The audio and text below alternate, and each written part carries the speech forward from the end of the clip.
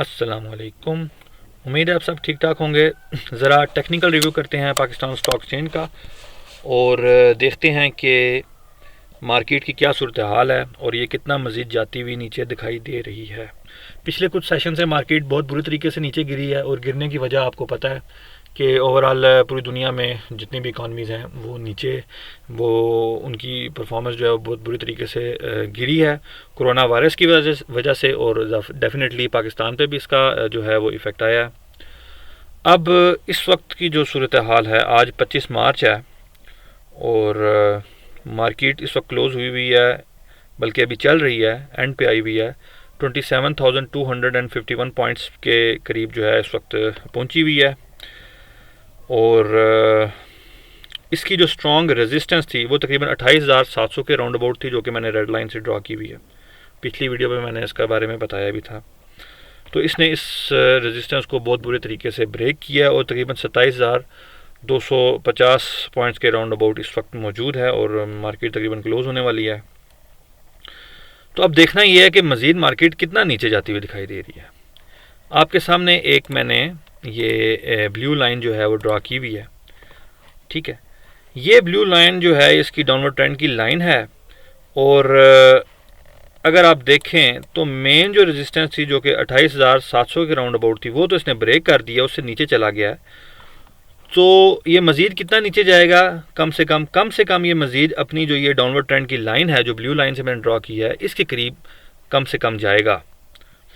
तो यानी कि इस तरह ये जैसे मैंने लाइन ड्रॉ की है यहाँ तक जाता हुआ दिखाई दे रहा है, जो कि हो सकता है 25,000 के राउंड अबाउट पड़े या 26,000 के राउंड अबाउट जो है ये ट्रेंड लाइन जो है, डाउनवर्ड ट्रेंड की लाइन जो है, इसके करीब जो है वो चला जाए। तो इस वक्त तो मार्केट नीचे गिर रही है और मज़ीद नीचे जाएगी, इस कम से कम इस ट्रेंड लाइन के करीब जाएगी, जो कि 25 या 26,000 के राउंड अबाउट पड़ेगा। तो इस वक्त मज़ीद बाइंग बिल्कुल नहीं करनी चाहिए। अगर कोई सोच रहा है कि यार शेयर नीचे आए हुए हैं तो हमें बाइंग कर लेनी चाहिए, बिल्कुल नहीं करनी चाहिए, नहीं तो बहुत नुकसान हो सकता है। क्योंकि अभी ये भी क्लियर नहीं है कि हो सकता है ये अपनी जो डाउनवर्ड ट्रेंड की लाइन है, जो कि मैंने ब्लू लाइन से ड्रॉ की है, इसको भी ब्रेक कर दे, या हो सकता है इससे पहले ही रिबाउंड कर जाए, कुछ अच्छी न्यूज़ आ जाए कोरोना वायरस से रिलेटेड, कोई ऐसी न्यूज़ हो जिसकी वजह से रिबाउंड कर जाए। तो इस वक्त जो है न्यू एंट्री किसी सूरत जो है वो नहीं करनी चाहिए, बहुत ख़तरनाक हो सकती है। तो न्यू एंट्री का तो सवाल ही नहीं पैदा होता और जिन्होंने की हुई है डेफिनेटली उनको होल्ड करना पड़ेगा। क्या किया जा सकता है, मार्केट की परफॉर्मेंस जो है वो ऐसी चल रही है। तो कम से कम ये तकरीबन अपनी डाउनवर्ड ट्रेंड की लाइन जो कि 25,000 या 26,000 के राउंड अबाउट पड़ेगी, जब ये इसके करीब आएगी तो सही अंदाज़ा होगा किस जगह पे ये पड़ रही है, तो हमें समझ लगेगी। इसके अलावा अगर हम देखें, अगर हम मार्केट का RSI देखें तो इस वक्त RSI आपके सामने एक्सट्रीमली ओवरसोल्ड कंडीशन है और ये जाहिर कर रही है कि शायद बीच में एक दिन या 2 दिन के लिए मार्केट शायद यहाँ से रिबाउंड करे। जैसा कि मैंने पिछली वीडियो में बताया था कि शायद मार्केट 1 दिन या 2 दिन जो है रिबाउंड करे, तो इसका मतलब ये नहीं होगा मार्केट ने जो है वह रिवर्सल कर लिया है। आप इस चीज़ से हमेशा तैयार रहिएगा कि हो सकता है बीच में 1 दिन या 2 दिन मार्केट अचानक जो है ऊपर क्लोज हो और फिर आपको फेसबुक पे आवाज़ें मिलेंगी कि भाई बाइंग कर लो, मार्केट जो है वो अब रिकवरी की तरफ जा रही है।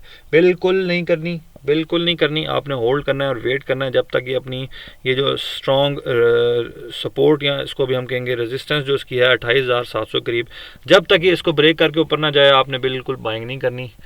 उससे पहले जो है आपने अगर थोड़ी सी पॉजिटिव मूवमेंट हो तो आपने उसको बाइंग अपॉर्चुनिटी बिल्कुल नहीं लेना, उसको आपने डेड कैट बाउंस को के तौर पे ट्रीट करना है।